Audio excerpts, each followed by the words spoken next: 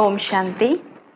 இன்றைக்கி பாபா முரளியில் சொல்கிறாங்க, ஒரே ஒரு சிவ தந்தை தான் ஆத்மாக்களாகிய நம்மளுடைய தந்தையாகவும் இருக்கார், டீச்சராகவும் இருக்கார், குருவாகவும் இருக்கார். ஸோ இந்த விஷயங்களை குழந்தைகளாகிய நீங்கள் தான் நல்ல முறையில் புரிஞ்சிருக்கீங்க. உலகத்தில் இருக்கக்கூடியவர்களுக்கு இந்த விஷயங்கள் தெரியாது. சாது சன்னியாசிகள் சிவோகம் அப்படின்னு சொல்கிறாங்க. எனக்குள்ள சிவன் இருக்காரு, நான் தான் சிவன் அப்படின்னு அவங்க சொல்கிறாங்க. ஆனால் இப்படி சொல்ல முடியாது. நான் தான் எல்லாருக்குமே தந்தையாக இருக்கேன், ஆசிரியராக இருக்கேன், குருவாக இருக்கேன் அப்படின்னு அவங்க சொல்ல முடியாது. ஒரு சிவ தந்தை இறைவன் எல்லாருக்குள்ளேயும் இருக்கிறாரு, சர்வத்திலையும் வியாபிச்சிருக்கிறாரு அப்படின்னா அப்போ எல்லாருமே தந்தை ஆயிடுவாங்க, டீச்சர் ஆயிடுவாங்க, குருவாயிடுவாங்க. ஏன் அப்படின்னா எல்லா ஆத்மாக்களுக்கும், உலகத்தில் இருக்கக்கூடிய எல்லா ஆத்மாக்களுக்கும் தந்தை ஒரே ஒரு சிவ தந்தை தான். அப்போ அவர் எல்லாருக்குள்ளேயும் இருக்கிறாரு அப்படின்னா அப்போ எல்லாருமே தந்தை ஆயிடுறாங்க, டீச்சர் ஆயிடுறாங்க, குருவாயிடுறாங்க இல்லையா? மனிதர்கள் தன்னை கடவுள், பகவான் அப்படின்னு சொல்லி கொள்றது அப்படிங்கிறது மிகப்பெரிய தவறு அப்படின்னு யாரு சொல்றது?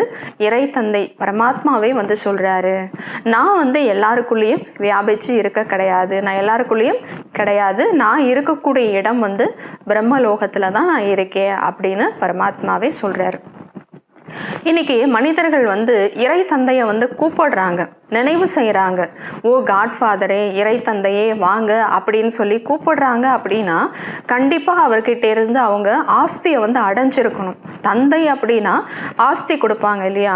அப்போ கண்டிப்பாக ஓ இறை தந்தையே வாங்க அப்படின்னு கூப்பிடுறாங்கன்னா கண்டிப்பாக அவங்க என்ன பண்ணியிருக்கணும்? ஆஸ்தியை அடைஞ்சிருக்கணும். அப்படிப்பட்ட ஆஸ்தியை இழந்ததுனால தான் இன்னைக்கு எல்லாருமே துக்கத்தில் இருக்காங்க. இறை தந்தை சிவத்தந்தை கிட்ட இருந்து நமக்கு அன்பு, அமைதி, தூய்மை அப்படிங்கிற உண்மையான ஆஸ்தி, சொத்து கிடைச்சிருந்தது. அதை நம்ம மறந்துட்டோம். இழந்துட்டதுனால தான் இன்னைக்கு எல்லாருமே துக்கத்துல இருக்காங்க. பாபா சொல்றாரு, இது ஒரு சுக துக்கத்தினுடைய ஒரு விளையாட்டு.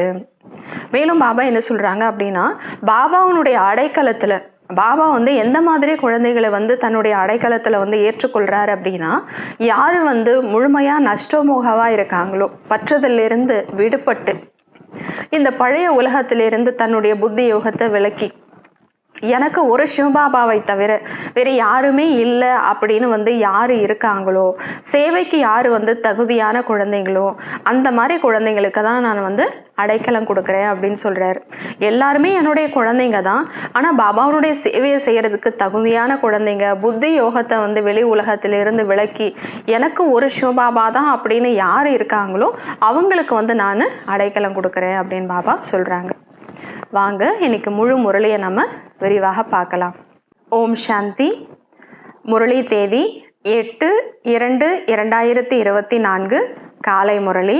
பாப் தாதா, மதுபன். இனிமையான குழந்தைகளே, பிராமணர்களாகிய நாம் குடுமி போன்றவர்கள், புருஷோத்தமர்களாக ஆகிக் கொண்டிருக்கிறோம் என்பதை சதா நினைவில் வைத்துக் கொள்ளுங்கள். தனக்குள் உரையாடல் செய்ய கற்றுக்கொண்டால் அளவற்ற குஷி ஏற்படும். என்ற கேள்வி, தந்தையின் சரணத்தில், அதாவது தந்தையின் அடைக்கலத்தில் யார் வர முடியும்? தந்தை யாருக்கு அடைக்கலம் கொடுக்கிறார்? பதில், யார் முழுமையிலும் முழுமையாக நஷ்டோமோகாவாக இருக்கிறார்களோ அவர்கள்தான் தந்தையின் அடைக்கலத்தில் வர முடியும். யாருடைய புத்தி யோகம் அனைத்திலிருந்தும் துண்டிக்கப்பட்டிருக்கிறதோ, உற்றார் உறவினர்கள் போன்றவர்களிடமிருந்து புத்தி விடுபட்டு இருக்கிறதோ, எனக்கு ஒரு பாபாவை தவிர வேறு யாரும் இல்லை என்று புத்தியில் இருக்க வேண்டும், இப்படிப்பட்ட குழந்தைகள் தான் சேவை செய்ய முடியும். தந்தை இப்படிப்பட்ட குழந்தைகளுக்கு தான் அடைக்கலம் கொடுக்கிறார். ஓம் சாந்தி. இவர் ஆன்மீக தந்தை, ஆசிரியர், குருவாக இருக்கிறார். இதை குழந்தைகள் நல்ல முறையில் புரிந்திருக்கின்றனர். உலகத்தினர் இந்த விஷயங்களை அறியவில்லை. சிவோகம் என்று சன்னியாசிகள் கூறிக்கொள்ளலாம். எனக்குள்ள சிவன் இருக்காரு அப்படின்னு சன்னியாசிகள் சொல்லிக்கொள்ளலாம். இருப்பினும் நான் தந்தையாக, ஆசிரியராக, குருவாக இருக்கிறேன் என்று கூற முடியாது. அவர்கள் சிவோகம், ததத்துவம் என்று மட்டுமே கூறுகின்றனர். பரமாத்மா சர்வவியாபி எனில் ஒவ்வொருவரும் தந்தை, ஆசிரியர், குருவாக ஆகிவிடுவர். இவ்வாறு யாரும் புரிந்து கொள்வது கிடையாது. மனிதர்கள் தங்களை பகவான் பரமாத்மா என்று கூறிக்கொள்வது என்பது முற்றிலும் தவறானதாகும். குழந்தைகளுக்கு தந்தை புரிய வைக்கின்றார் எனில் புத்தியில் தாரணை ஆகிறதல்லவா? பாபா இப்ப நமக்கு புரிய வைக்கிறாரு அப்படின்னா இப்ப நம்மளால புத்தியால புரிஞ்சுக்க முடியுது இல்லையா? அந்த பாடங்களில் எவ்வளவு பாடங்கள் உள்ளன. இப்போ உலகத்துல படிப்பு சொல்லி கொடுக்குறாங்க அப்படின்னா அதுல எத்தனை பாடங்கள் இருக்கு? அனைத்து பாடங்களும் மாணவர்களின் புத்தியில் இருக்கும் என்று கூற முடியாது. இங்கு தந்தை என்ன படிப்பு கற்பிக்கின்றாரோ அது ஒரு வினாடியில் குழந்தைகளின் புத்தியில் வந்துவிடுகிறது. படைப்பவர் மற்றும் படைப்பின் முதல் இடை கடையின் ஞானத்தை நீங்கள் கூறுகின்றீர்கள். நீங்கள்தான் திரிகாலதர்ஷி மற்றும் சுயதர்ஷன சக்கரதாரிகளாக ஆகிறீர்கள். இந்த உலகிய படிப்பில் பாடங்கள் முற்றிலும் தனிப்பட்டது. அனைவருக்கும் சத்கதி கொடுக்கும் வள்ளல் ஒரே ஒரு தந்தைதான் என்பதை நீங்கள் நிரூபணம் செய்து புரிய வைக்க முடியும். அனைத்து ஆத்மாக்களுக்கும் பரமாத்மாவை நினைவு செய்கின்றன. எல்லா ஆத்மாக்களுமே இன்னைக்கு பரமாத்மா தந்தையை நினைக்கிறாங்க. அவர் யாருன்னே தெரியலனா கூட நினைக்கிறாங்க. ஓ இறை தந்தையே என்று கூறுகின்றனர். ஆக கண்டிப்பாக தந்தையிடமிருந்து ஆஸ்தி கிடைத்திருக்க வேண்டும். அந்த ஆஸ்தியை இழப்பதனால்தான் துக்கத்தில் வந்து விடுகின்றனர் இல்லையா? பாபா எவ்வளோ ஆஸ்தி நமக்கு கொடுத்திருந்தார். அன்பான உலகம், தூய்மையான உலகம், சந்தோஷம் எல்லாமே கொடுத்திருந்தார். அதை இழந்ததுனால தான் இன்னைக்கு நம்ம துக்க உலகத்துக்கு வந்துட்டோம். இது சுகம் துக்கத்திற்கான விளையாட்டாகும். இந்த நேரத்தில் அனைவரும் பத்தீத்தமாக துக்கமானவர்களாக இருக்கின்றனர். தூய்மை ஆவதன் மூலம் அவசியம் சுகம் கிடைக்கும். நம்ம திரும்பவும் சுக உலகத்துக்கு போகணும், சுகமாகணும் அப்படின்னா ஆத்மாவாகிய நம்மளை என்ன பண்ணிக்கணும்? தூய்மையாக்கிக்கணும்.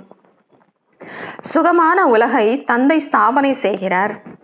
நமக்கு தந்தை புரிய வைக்கின்றார். ஞானம் நிறைந்தவர் ஒரே ஒரு தந்தைதான் என்பதை குழந்தைகள் புத்தியில் வைத்து கொள்ள வேண்டும். சிருஷ்டியின் முதல் இடை கடையின் ஞானத்தை தந்தை தான் கொடுக்கிறார். ஸ்தாபனை ஆகியிருக்கும் மற்ற அனைத்து தர்மத்தினரும் அவர்கள் நேரத்தில் வருவார்கள். இப்போ மற்ற தர்மங்கள்லாம் ஸ்தாபனை ஆயிருக்கு அப்படின்னா டிராமாவில் அவங்க எப்போ கீழிறங்கி வரணுமோ அப்போதான் அவங்க வருவாங்க. இந்த விஷயம் வேறு யாருடைய புத்தியிலும் கிடையாது. குழந்தைகளாகிய உங்களுக்காக தந்தை இந்த படிப்பை முற்றிலும் எளிதாக ஆக்கிவிட்டார். எவ்வளோ சுலபமாக உங்களுக்கு நான் சொல்லி கொடுக்குறேங்கிறார் பாபா. சிறிது விஸ்தாரத்தில் புரிய வைக்கின்றார், அவ்வளவுதான். தந்தையாகிய என்னை நினைவு செய்தால் நீங்கள் தமோ பிரதானத்திலிருந்து சத்தோ பிரதானமாக ஆகிவிடுவீர்கள்.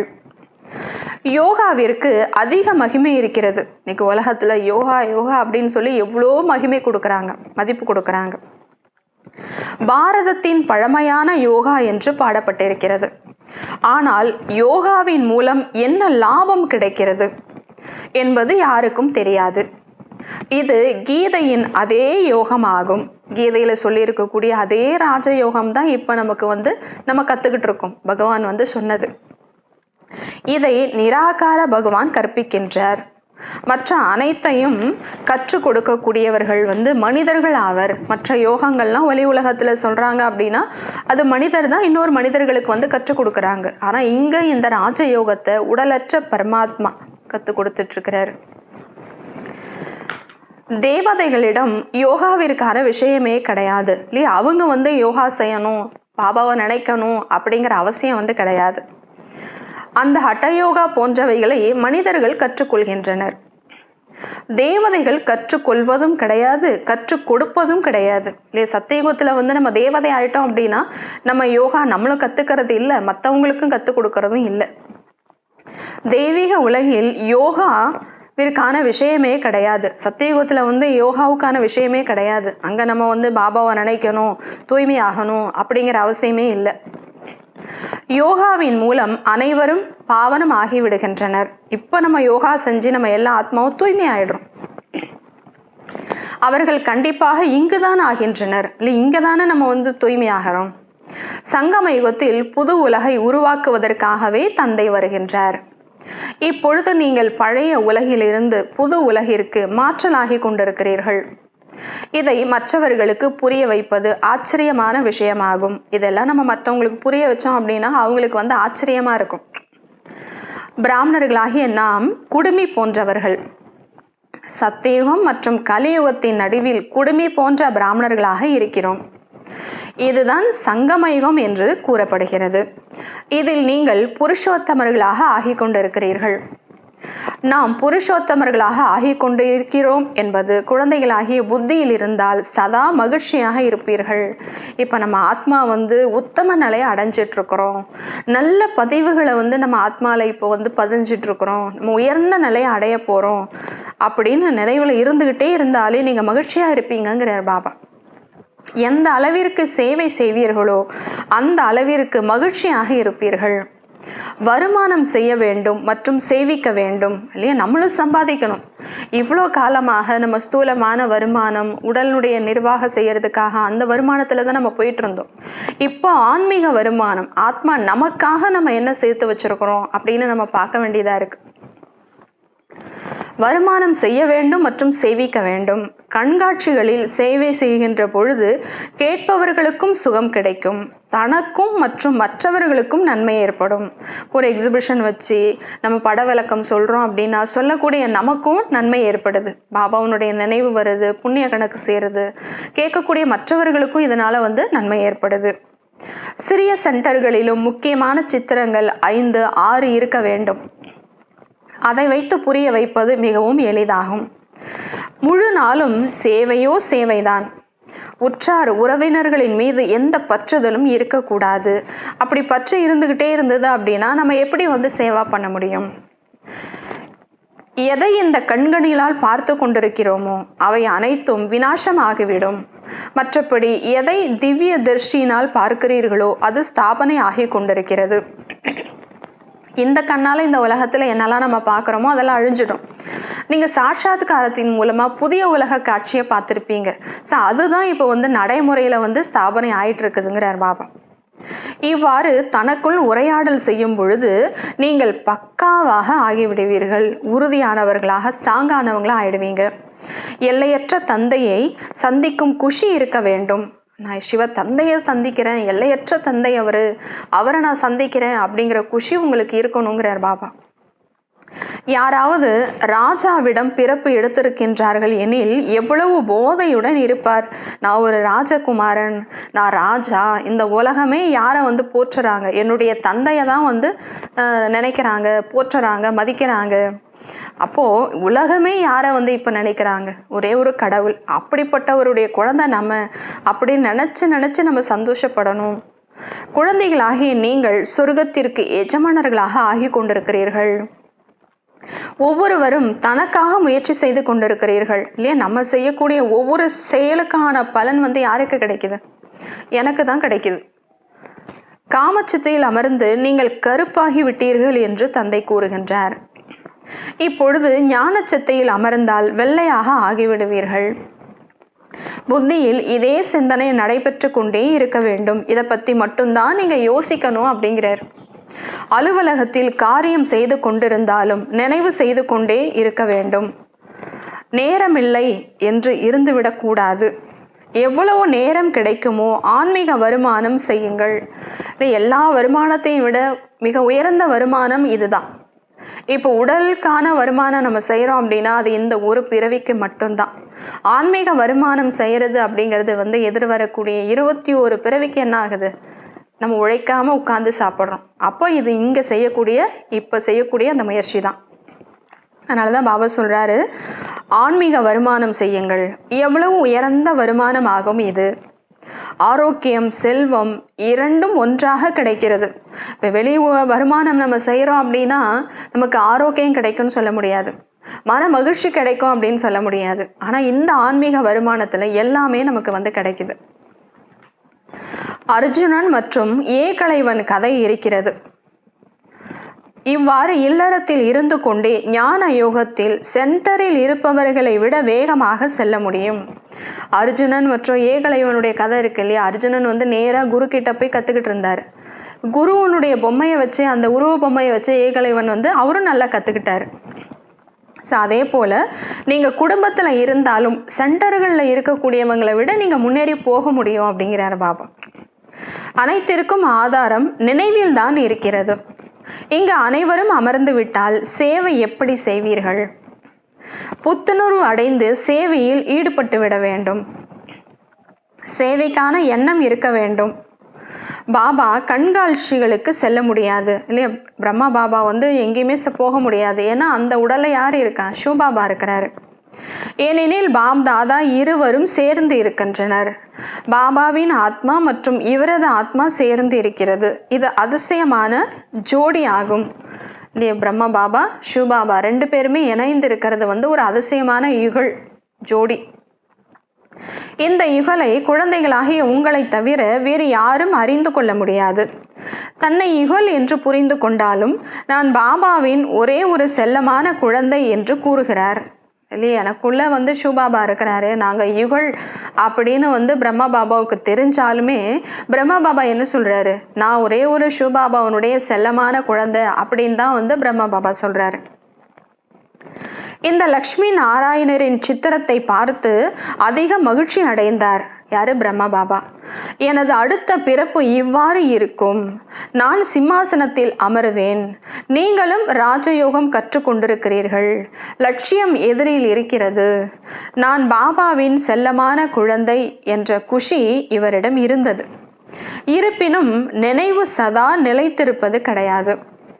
மற்ற விஷயங்களில் சிந்தனைகள் சென்று விடுகின்றன. வேறு எந்த எண்ணங்களும் வராமல் முற்றிலுமாக நினைவில் நிலைத்து விடுவது என்பது நாடகத்தில் சட்டம் கிடையாது. மாயையின் புயல்கள் நினைவு செய்ய விடுவது கிடையாது. எனக்கு எளிதானது தான் என்பதை அறிவேன். பிரம்மபாபா சொல்றாரு, சிவபாபாவை நினைக்கிறது ரொம்ப சுலபமானது தான். ஏனெனில் பாபாவின் பிரவேசம் இருக்கிறது. ஏன்னா சிவபாபாவே அவருடைய உடல்ல பிரவேசம் ஆயிருக்கிறாரு. பாபாவின் நம்பர் 1 செல்லமான குழந்தை. முதல் நம்பரில் ராஜகுமாரன் ஆவேன். ஃபர்ஸ்ட் ராஜா யாரு?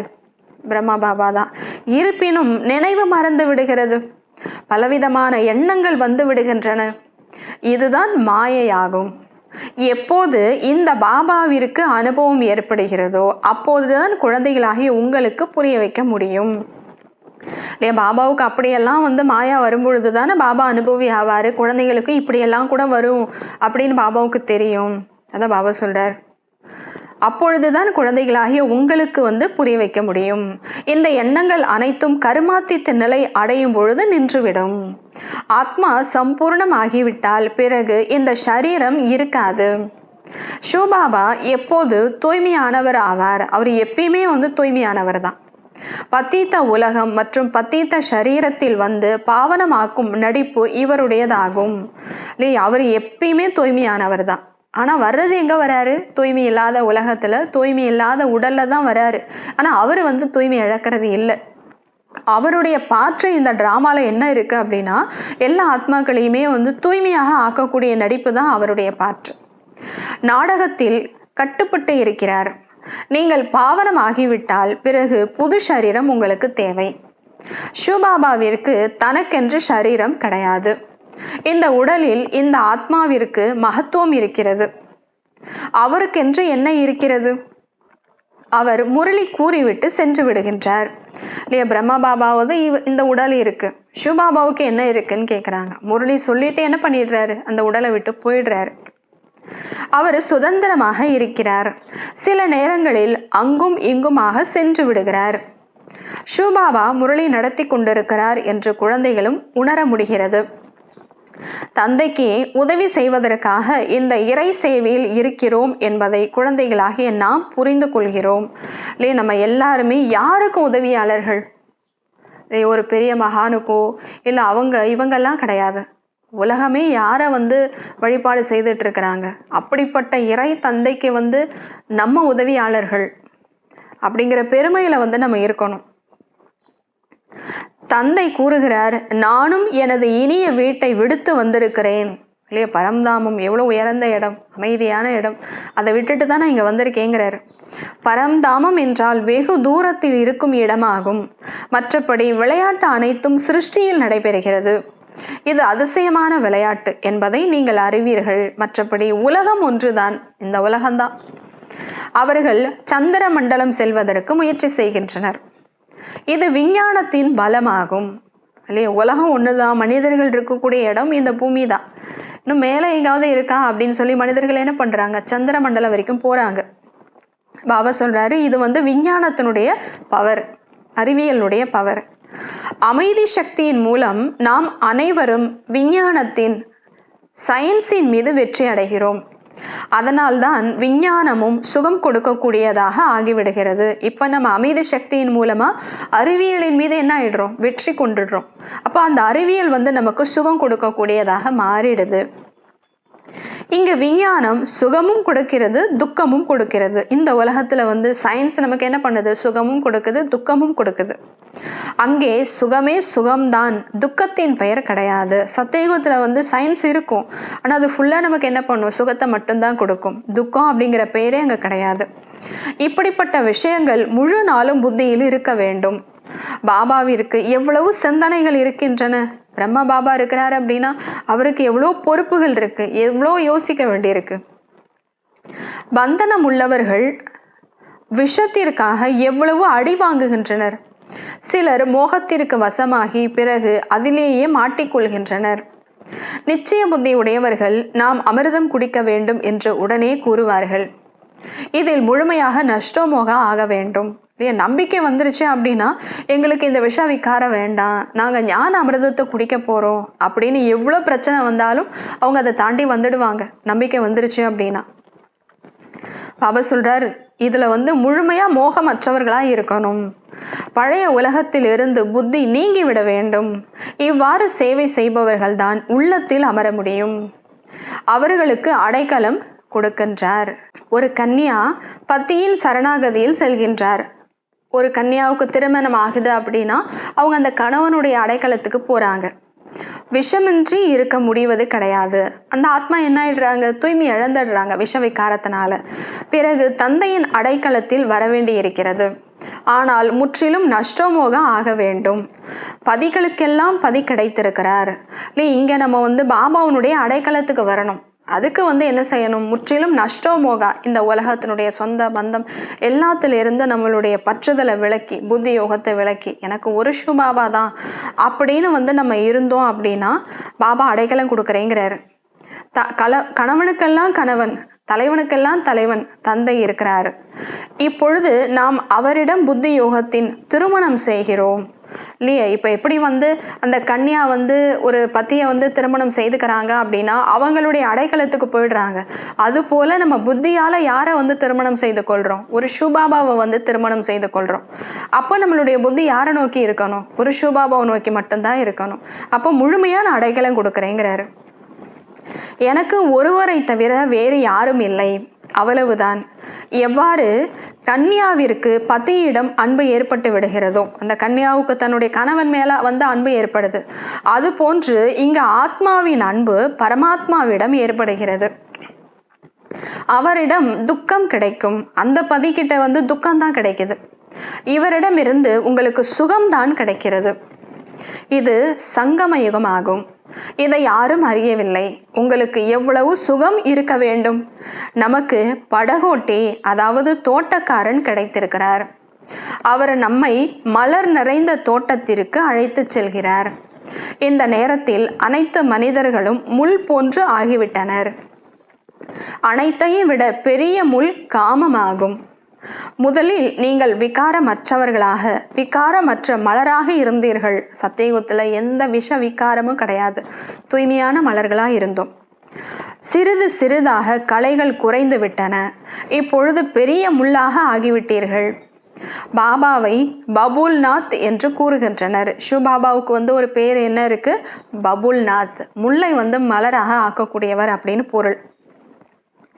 உண்மையான பெயர் சிவன் என்பது உங்களுக்கு தெரியும். பபுல்நாத் என்ற பெயர் வைத்திருக்கின்றனர். ஏன்னா அவர் செய்த அந்த செயலுக்கான ஒரு மதிப்பு அது பபுல்நாத் அப்படின்னு.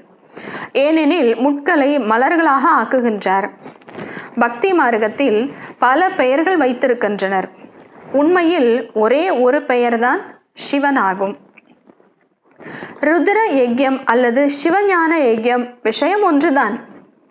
ருத்ர யஜ்யத்தின் மூலம் விநாச நெருப்பு உருவானது மற்றும் ஸ்ரீ கிருஷ்ணபுரி, அதாவது ஆதி சனாதனா தேவி தேவதா தர்மம் ஸ்தாபனையானது.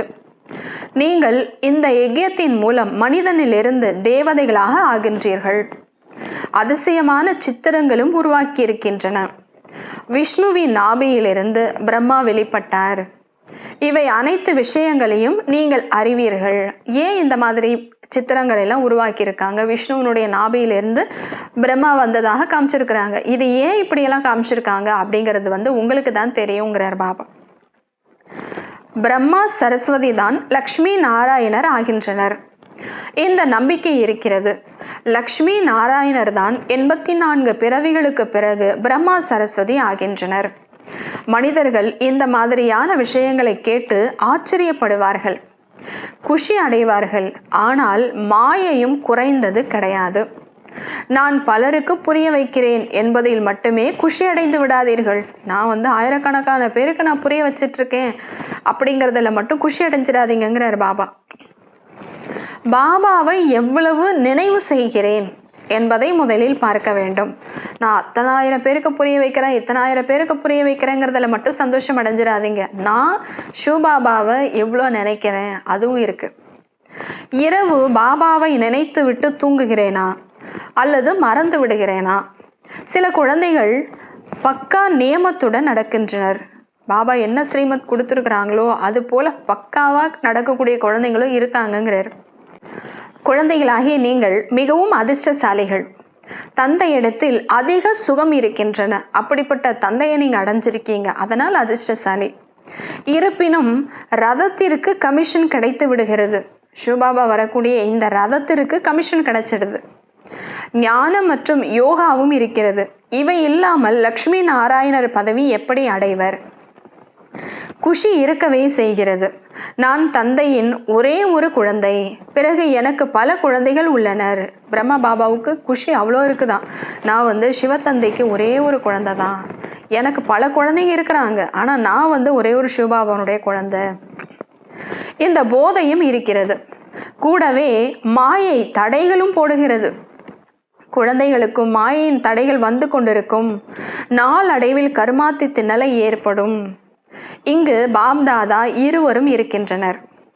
இனிமையிலும் இனிமையான குழந்தைகளே என்று கூறுகின்றனர். தந்தை அன்பு கடலாக இருக்கின்றார். அவரது ஆத்மா சேர்ந்து இருக்கிறது. பிரம்மா பாபாவும் அந்த ஆத்மாவும் இருக்கு, சிவபாபாவும் ஆத்மா 2 பேருமே இந்த உடல்ல இருக்காங்க. இவரும் அன்பு செலுத்துகிறார். 2 பேருமே நம்ம மேல அன்பு செலுத்துறாங்க. நான் என்ன காரியம் செய்கிறேனோ என்னை பார்த்துதான் மற்றவர்களும் செய்வார்கள் என்று நினைக்கிறார் பிரம்மா பாபா. மிக இனிமையானவர்களாக இருக்க வேண்டும். குழந்தைகள் மிக திறமையானவர்களாக இருக்க வேண்டும். இந்த லக்ஷ்மி நாராயணரிடம் பாருங்கள் எவ்வளவு திறமை இருக்கிறது. உலகத்தினுடைய மிகப்பெரிய ராஜா, இந்த கல்பத்தினுடைய ஃபர்ஸ்ட் மகாராஜா மகாராணி யாரு? ஸ்ரீ லக்ஷ்மி நாராயணன். அப்போ எவ்வளோ திறமை இருக்கும். அப்போ அந்த திறமை எல்லாத்தையுமே எங்கேருந்து கொண்டு வராங்க? இந்த சங்கமயுகத்தில் தான். திறமையினால் உலக ராஜ்யத்தை அடைகின்றனர். கண்காட்சியின் மூலம் பல பிரஜைகள் உருவாகின்றனர். பாரதம் மிக பெரியது. அந்த அளவிற்கு சேவை செய்ய வேண்டும். ரொம்ப பரந்து விரிந்த பாரதம் இது. எல்லாருக்கும் பாபாவுடைய செய்தியை கொண்டு போய் சேர்க்கணும். மற்றொன்று, நினைவில் இருந்து விகர்மங்களையும் விநாசம் செய்ய வேண்டும். பாபாவுடைய செய்தி எல்லாருக்கும் கொண்டு போகணும். அதே சேம் டைம் பாபாவை நம்மளும் நினைக்கணும். அப்போதான் நம்மளுடைய பாவம் போகும். இது மிகப்பெரிய கலை ஆகும். ஏன்னா பாபாவை நினைக்கும் பொழுது நம்முடைய பாவம் போகுது. மற்றவங்களுக்கு ஞானத்தை சொல்றோம் அப்படின்னா நம்மளுடைய செல்வம் என்ன ஆகுது? அதிகமாகுது. நாம் தமோ பிரதானத்திலிருந்து சத்தோ பிரதானம் ஆவது எப்படி? இதில் உழைப்பு இருக்கிறது. சேவைக்கான வாய்ப்பு அதிகம் இருக்கிறது. புகை வண்டியில் பேட்ஜ் மூலம் சேவை செய்ய முடியும் இல்லையா? ட்ரெயின்லலாம் நம்ம போகிறோம் அப்படின்னா நம்ம அணிஞ்சிருக்கக்கூடிய பேட்ஜை வச்சே நீங்கள் சேவா பண்ணலாங்கிறார் பாபா. இவர் பாபா, இது ஆஸ்தி. இவர் தான் சிவத்தந்தை. அவர் கொடுக்கக்கூடியது இதுதான் ஆஸ்தி. சரியாக 5000 ஆண்டுகளுக்கு முன்பு பாரதம் சொர்க்கமாக இருந்தது. லக்ஷ்மி நாராயணரின் ராஜ்யம் இருந்தது. பிறகு மீண்டும் இவர்களது ராஜ்யம் வர வேண்டும். நாம் பாபாவின் நினைவின் மூலம் பாவன உலகிற்கு எஜமானர்களாக ஆகி கொண்டிருக்கிறோம். புகை வண்டியில் அதிக சேவை செய்ய முடியும். ஒரு பெட்டியில் சேவை செய்து முடித்ததும் மற்றொன்றில் செல்ல வேண்டும். இவ்வாறு சேவை செய்பவர்கள்தான் தந்தையின் உள்ளத்தில் அமர முடியும். நாம் உங்களுக்கு குஷியான விஷயங்களை கூறுகிறோம் என்று சொல்லுங்கள். நீங்கள் பூஜ்ய தேவதைகளாக இருந்தீர்கள், பிறகு 84 பிறவிகள் எடுத்து பூஜாரியாகிவிட்டீர்கள். இப்பொழுது மீண்டும் பூஜ்ய நிலை அடையுங்கள். ஏணிப்படி நன்றாக இருக்கிறது. இதன் மூலம் சத்தோ ரஜோ தமோவை நிரூபிக்க வேண்டும். பள்ளிக்கூடங்களில் கடைசியில் அதிக கவனம் செலுத்தலாம் என்பதில் ஆர்வம் இருக்கும். இங்கும் யார் நேரத்தை வீணாக்கி இருக்கிறார்களோ அவர்கள் அதிக கவனம் செலுத்தி சேவையில் ஈடுபட வேண்டும் என்று புரிய வைக்கப்படுகிறது. ரொம்ப காலம் கழிச்சு இப்போ நம்ம வந்திருக்கிறோம் அப்படின்னா அப்போ எவ்வளோ முடிஞ்சு போச்சு இல்லையா, இன்னும் கொஞ்சம் தான் இருக்குது. அப்போ அந்த அளவுக்கு நம்ம என்ன செய்யணும், சேவையிலேயே ஈடுபடணும். சேவைக்கு அதிக வாய்ப்புகள் உள்ளன. சேவை செய்கிறதுக்கான நிறைய மார்ஜின் வாய்ப்பு இருக்குது. சேவாதாரி குழந்தைகள் பலர் வெளிப்பட வேண்டும். அவர்களை பாபா எங்கு வேண்டுமானாலும் அனுப்புவார். கோவில்களில் சேவை நன்றாக ஏற்படும். தேவதா தர்மத்தைச் சேர்ந்தவர்கள் உடனேயே புரிந்து கொள்வர். கங்கை கரையிலும் நீங்கள் புரிய வைக்க முடியும். அவசியம் உள்ளத்தில் பதியும். அங்கெல்லாம் போய் புரிய வச்சிங்க அப்படின்னா கண்டிப்பாக எல்லாருடைய மனசுலேயும் இந்த ஞானம் பதியும் அப்படிங்கிறார். நல்லது. இனிமையிலும் இனிமையான தேடி கண்டெடுக்கப்பட்ட செல்ல குழந்தைகளுக்கு தாயும் தந்தையுமான பாப் தாதாவின் அன்பு நினைவுகள் மற்றும் காலை வணக்கம். ஆன்மீக குழந்தைகளுக்கு ஆன்மீக தந்தையின் நமஸ்தே. ஆன்மீக தந்தைக்கு ஆன்மீக குழந்தைகளின் நமஸ்காரம். நன்றி பாபா. தேங்க்ஸ் பாபா. தாரணைக்கான முக்கிய சாரம். நடைமுறை செய்வதற்காக முரளியிலிருந்து முக்கியமான 2 பாயிண்ட்ஸு. முதலாவது, சதா மகிழ்ச்சியாக இருப்பதற்கு ஆன்மீக சேவை செய்ய வேண்டும். உண்மையான வருமானம் செய்ய வேண்டும் மற்றும் செய்விக்க வேண்டும்.